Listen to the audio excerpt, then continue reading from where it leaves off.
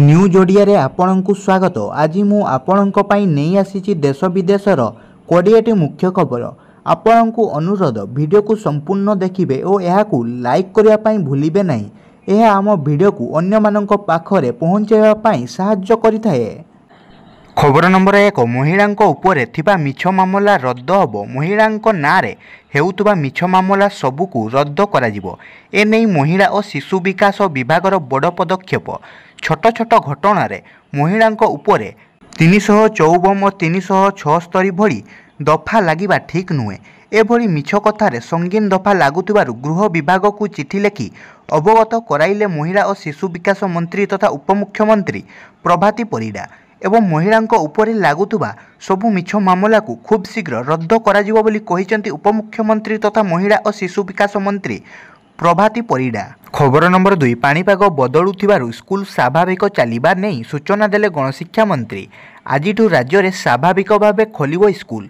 राज्य में पाणीपाग बदलिबा हेतु स्कूल स्वाभाविक चलिबा नहीं सूचना देइछंती विद्यालय और गणशिक्षा मंत्री नित्यानंद गंड।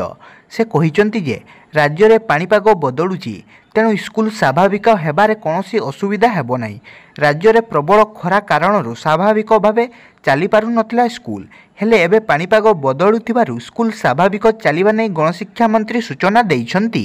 खबर नंबर 3 महाकाशरू घर उपरे पड़िला आवर्जना। महाकाशरू घर उपरे आवर्जना पड़िया परे अमेरिकार फ्लोरिडा स्थित गोटे परिवार इतिमध्य अमेरिकार महाकाश गवेषणा स्वास्थ्य नासा निकट में $80,000 दाबी करिथिबा जଣା पड़िछि। अलेक्जेंडर ओटेरांक अभियोग अनुଯାयी चलित वर्ष मार्च 8 रे प्राय 700 ग्राम ओजनर एक वस्तु तांको घर उपरे पड़िबा फल छात कणा होइतिला। याकु नै से नासा कर्तृपक्षों निकट में अभियोग करने सह उपरोक्त क्षतिपूरण दाबी करिसेंती। खबर नंबर 4 प्रेमिका सह धरा पड़िले पुलिस बाबू। प्रेम करी फसिले पुलिस बाबू। होटेल रूम रे प्रेमिका सह रंगे हाथ धरा पड़िले। घरे स्त्री थाउ थाउ जड़े महिला पुलिस कर्मचारी सह करुतिले परक्रिया प्रीति। शेष में यह तांकु एबे महंगा पड़ी। प्रमोशन हेबा बदल रे तांकर होईची डिमोशन। से डीएसपी रु पालटिछंती कनेस्टेबल। उत्तर प्रदेश रो उन्नाव एठाकार जड़े पुलिस अधिकारी डिप्यूटी एसपी रैंक रु सीधा कनेस्टेबल को खसी आसिछंती।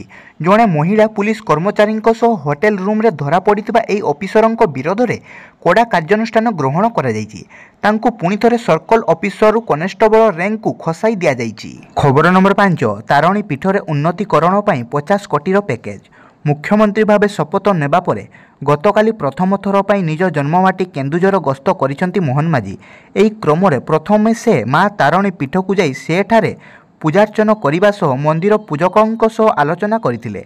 मां तारणी पीठ जेपरी सारा देश में व्यापक होई पारिबो, स्वतंत्र पर्यटन स्थली होई पारिबो, सेथिपई ए सरकार प्रतिश्रुतिबद्ध।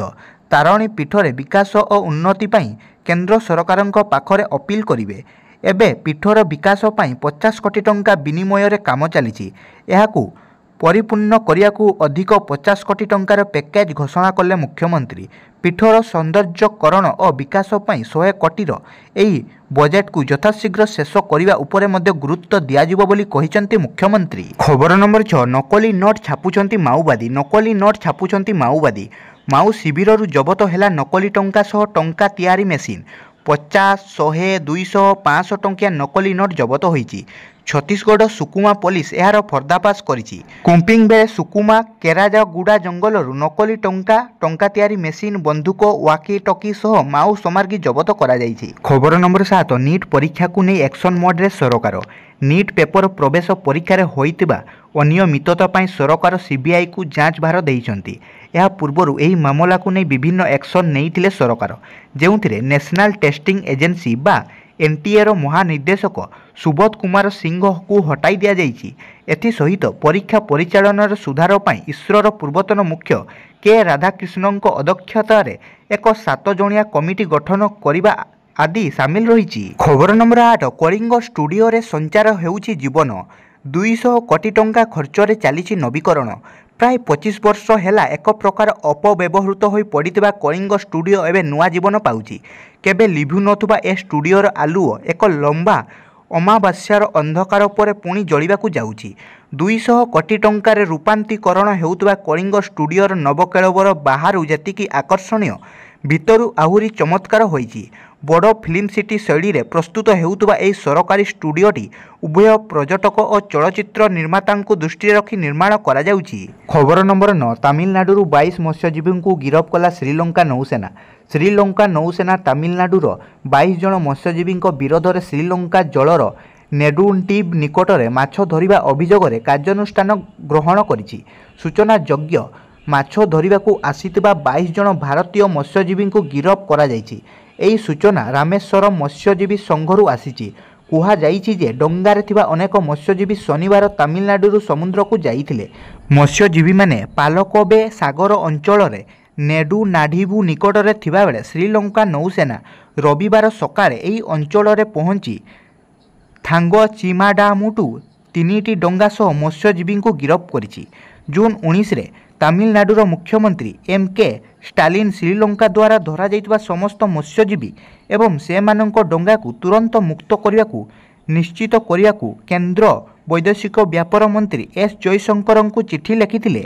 ଖବର ନମ୍ବର 10। ଉତ୍ତରାଧିକାରୀ ଘୋଷଣା କଲେ ମାୟାବତୀ। ଲୋକସଭା ନିର୍ବାଚନରେ ପରାଜୟ ପରେ ବହୁଜନ ସମାଜ ପାର୍ଟିର ସୁପ୍ରିମୋ ମାୟାବତୀ ଏକ ବଡ଼ ଘୋଷଣା କରିଛନ୍ତି। ସେ ପୁଣି ଥରେ ତାଙ୍କ ପୁତୁରା ଆକାଶ ଆନନ୍ଦଙ୍କୁ ଉତ୍ତରାଧିକାରୀ ଭାବେ ଶନିବାର ଘୋଷଣା କରିଛନ୍ତି। ଗତକାଲି ବିଏସ୍ପିର ଏକ ବଡ଼ ବୈଠକ ଅନୁଷ୍ଠିତ ହୋଇଥିଲା। ଏହି ବୈଠକରେ ମାୟାବତୀଙ୍କ ପୁତୁରା ଆକାଶ ଆନନ୍ଦ ଏବଂ ତାଙ୍କ ଭାଇ ଆନନ୍ଦଙ୍କ ସମେତ ବରିଷ୍ଠ ଦଳର ନେତାମାନେ ଉପସ୍ଥିତ ଥିଲେ। ଖବର ନମ୍ବର 11। ଇତିହାସ ରଚିଲେ Pat Cummins. Back to back hattrick. ବିଶ୍ୱକପ୍ରେ ଅଷ୍ଟ୍ରେଲିଆ ବୋଲର ପ୍ୟାଟ୍ କେମିନ୍ସ ଇତିହାସ ରଚିଛନ୍ତି। ପ୍ରଥମ ବୋଲର ଭାବେ ସେ ବ୍ୟାକ୍ ଟୁ ବ୍ୟାକ୍ ବା ପଛକୁ ପଛ ଲଗାତାର ହ୍ୟାଟ୍ରିକ୍ ନେଇ ରେକର୍ଡ କରିଛନ୍ତି। ଟି20 ବିଶ୍ୱକପ୍ର ସୁପର 8ରେ ବାଂଲାଦେଶ ବିପକ୍ଷରେ ପ୍ରଥମ ମ୍ୟାଚ୍ ଖେଳି ହ୍ୟାଟ୍ରିକ୍ ନେବା ପରେ ଆଫଗାନିସ୍ତାନ ବିପକ୍ଷରେ ମଧ୍ୟ ହ୍ୟାଟ୍ରିକ୍ ନେଇଛନ୍ତି କମିନ୍ସ। ଏହା ପ୍ୟାଟ୍ କେମିନ୍ସଙ୍କ ଟି20 କ୍ୟାରିୟରରେ ଦ୍ୱିତୀୟ ହ୍ୟାଟ୍ରିକ୍ ହୋଇଥିବା ବେଳେ ଟି20 ବିଶ୍ୱକପ୍ ଇତିହାସରେ ଅଷ୍ଟମ ହ୍ୟାଟ୍ରିକ୍। ଖବର ନମ୍ବର 12। ପ୍ଲାଟଫର୍ମ ଟିକେଟ୍ ସେବାକୁ ଜିଏସ୍ଟି ମୁକ୍ତ କରାଯାଇଛି। ବସ୍ତୁ ଏବଂ ସେବା କର ପରିଷଦର 53ତମ ବୈଠକର ନିଷ୍କର୍ଷ ଜାରି କରାଯାଇଛି। ବୈଠକ ପରେ ଅର୍ଥମନ୍ତ୍ରୀ ନିର୍ମଳା ସୀତାରମଣ କହିଛନ୍ତି ଯେ ଭାରତୀୟ ରେଲୱେ ଦ୍ୱାରା ଦିଆଯାଉଥିବା platform ticket, battery car service ପରି ସେବାକୁ ଜିଏସ୍ଟି ମୁକ୍ତ କରାଯାଇଛି। ଏହାର ଅର୍ଥ ଆଗାମୀ ଦିନରେ ରେଲୱେ ପ୍ଲାଟଫର୍ମ ଟିକେଟ୍ ସମେତ ଅନ୍ୟ ସେବା ଶସ୍ତା ହୋଇଯିବ। ବର୍ତ୍ତମାନ ଡୋରମେଟ୍ରି ସୁବିଧା ଯୋଗାଇବାରେ ମଧ୍ୟ ଜିଏସ୍ଟି ଦେବାକୁ ପଡ଼ିବ ନାହିଁ। ଖବର ନମ୍ବର 13। ଅଲ୍ ମୱାସି ଆଶ୍ରୟସ୍ଥଳୀ ଉପରେ ବୋମା ବର୍ଷା। ଗାଜାର ଦକ୍ଷିଣରେ ଇସ୍ରାଏଲ ସେନାର ବୋମା ବର୍ଷା। ରାଫା ନିକଟସ୍ଥ ଭୂମଧ୍ୟ ସାଗର କୂଳରେ ଅବସ୍ଥିତ ଅଲ୍ ମୱାସିରେ ପାଲେଷ୍ଟେନୀୟଙ୍କ 2ଟି ଆଶ୍ରୟସ୍ଥଳୀ ଉପରେ ଆଜି ମିସାଇଲ୍ ଓ ଗୁଳିମାଡ଼ କରିଛି ଆଇଡିଏଫ୍। ଏଥିରେ 42 ଜଣଙ୍କର ମୃତ୍ୟୁ ଘଟିଥିବା ବେଳେ ଅନ୍ୟ 50ରୁ ଅଧିକ ଆହତ ହୋଇଛନ୍ତି। ଖବର ନମ୍ବର 14। ଏଲନ୍ ମସ୍କ ଦ୍ୱାଦଶ ଥର ପାଇଁ ହେଲେ ପିତା। ଦୁନିଆର ସବୁଠାରୁ ଧନୀ ବ୍ୟକ୍ତି ଏବଂ ଟେସ୍ଲା ମାଲିକ ଏଲନ୍ ମସ୍କ ଦ୍ୱାଦଶ ଥର ପାଇଁ ପିତା ହୋଇଛନ୍ତି। ମିଡିଆ ରିପୋର୍ଟରୁ ଜଣାପଡ଼ିଛି ଯେ Elon Musk Neuralink top manager Steven ଗିଲିସଙ୍କ ସହାୟତାରେ ଏକ ନବଜାତ ଶିଶୁକୁ ଜନ୍ମ ଦେଇଛନ୍ତି। ତେବେ ଏହି ଦମ୍ପତି ଏହାକୁ ସମସ୍ତଙ୍କଠାରୁ ଲୁଚାଇ ରଖିଛନ୍ତି। ଏହି ଖବର ଗଣମାଧ୍ୟମରେ ବାହାରକୁ ଆସିବାକୁ ଦିଆଯାଉନଥିବା ପରେ ମଧ୍ୟ ସାମ୍ବାଦିକମାନେ ଏହାକୁ ପ୍ରକାଶ କରିଛନ୍ତି। ଖବର ନମ୍ବର 15। ସାରା ରାଜ୍ୟକୁ ଛୁଇଁଲା ମୌସୁମୀ। ରାଜ୍ୟର 30ଟି ଜିଲ୍ଲାରେ ଦକ୍ଷିଣ ପଶ୍ଚିମ ମୌସୁମୀ ବାୟୁ ପହଞ୍ଚିଛି। ମୌସୁମୀ ବାୟୁ ପ୍ରଭାବରେ ଆଜି ବିଭିନ୍ନ ସ୍ଥାନରେ ବର୍ଷା ଲାଗି ରହିଛି। ଆଞ୍ଚଳିକ ପାଣିପାଗ ବିଜ୍ଞାନ କେନ୍ଦ୍ର ପକ୍ଷରୁ ଏହି ସୂଚନା ଦିଆଯାଇଛି। ପାଣିପାଗ ବିଭାଗ ପକ୍ଷରୁ କୁହାଯାଇଛି ଯେ ସ୍ୱାଭାବିକ ସମୟର ଦିନକ ପରେ ସବୁ ଜିଲ୍ଲାକୁ ମୌସୁମୀ ଛୁଇଁଛି। ଗତକାଲି ବିଭିନ୍ନ ଜିଲ୍ଲାରେ ବର୍ଷା ହୋଇଥିବା ବେଳେ 26ରୁ ଏହାର ପରିମାଣ ବଢ଼ିବ। 9 ଜିଲ୍ଲାକୁ ୟେଲୋ ୱାର୍ଣ୍ଣିଂ ଜାରି କରାଯାଇଛି। ସେହି ସବୁ ଜିଲ୍ଲାଗୁଡ଼ିକ ହେଲା ଖୋର୍ଦ୍ଧା, ନୟାଗଡ଼, ବୌଦ୍ଧ, କନ୍ଧମାଳ, କଳାହାଣ୍ଡି, ନୟାଗଡ଼, ଗଞ୍ଜାମ, ଝାରସୁଗୁଡ଼ା ଓ ସୁନ୍ଦରଗଡ଼। ଏହି ସବୁ ଜିଲ୍ଲାରେ 70ରୁ 110 ମିଲିମିଟର ବର୍ଷା ହେବାର ଆଶଙ୍କା ରହିଛି। ଆସନ୍ତା 27 ତାରିଖରେ ପ୍ରବଳ ବର୍ଷା ପାଇଁ 8 ଜିଲ୍ଲାକୁ ୟେଲୋ ଆଲର୍ଟ ଜାରି କରାଯାଇଛି। ଆଜିଠାରୁ ଉପକୂଳ, ଉତ୍ତର ଏବଂ ଆଭ୍ୟନ୍ତରୀଣ ଓଡ଼ିଶାର ଅଧିକାଂଶ ଜିଲ୍ଲାରେ ଘଡ଼ଘଡ଼ି ସହ ବର୍ଷା ରହିବାର ସମ୍ଭାବନା ରହିଥିବା କେନ୍ଦ୍ର କହିଛି। ଖବର ନମ୍ବର 16। ଆଫଗାନିସ୍ତାନ ସମ୍ମୁଖରେ ଅଷ୍ଟ୍ରେଲିଆ ଧାରାସାୟୀ। ଟି20 ବିଶ୍ୱକପ୍ 2024ର ଗ୍ରୁପ୍ 1ର ସୁପର 8 ମ୍ୟାଚ୍ରେ ଆଫଗାନିସ୍ତାନ ଅଷ୍ଟ୍ରେଲିଆ ବିପକ୍ଷରେ ଇତିହାସ ରଚିଛି।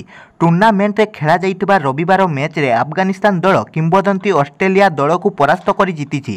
ଆଫଗାନିସ୍ତାନର ଯୋଦ୍ଧାମାନେ 4 ଥର ଅଷ୍ଟ୍ରେଲିଆ ଦଳକୁ ପରାସ୍ତ କରି ଏହି ବିଜୟ ହାସଲ କରିଥିଲେ। ଅଷ୍ଟ୍ରେଲିଆର ବ୍ୟାଟ୍ସମ୍ୟାନ୍ ଏବଂ ବୋଲରମାନେ ସମଗ୍ର ମ୍ୟାଚ୍ରେ ସଂଘର୍ଷ କରୁଥିବା ଦେଖିବାକୁ ମିଳିଥିଲା। ଏହି ମ୍ୟାଚ୍ ଜିତିବା ପାଇଁ ଆଫଗାନିସ୍ତାନ ପ୍ରତ୍ୟେକ କୌଶଳ ବ୍ୟବହାର କରିଥିଲା। ଜଣେ ଅବା ଦୁଇ ଜଣ ନୁହେଁ ବରଂ 8 ବଲର ବ୍ୟବହାର କରିଥିଲା।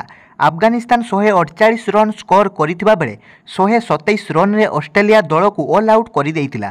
ସମଗ୍ର ଅଷ୍ଟ୍ରେଲିଆ ଦଳ 20 ଓଭର ମଧ୍ୟ ଆଫଗାନିସ୍ତାନ ବୋଲରଙ୍କ ବିପକ୍ଷରେ ଠିଆ ହୋଇପାରିନଥିଲେ। ଦଳ 19.2 ଓଭରରେ ସମସ୍ତ ୱିକେଟ୍ ହରାଇଥିଲା।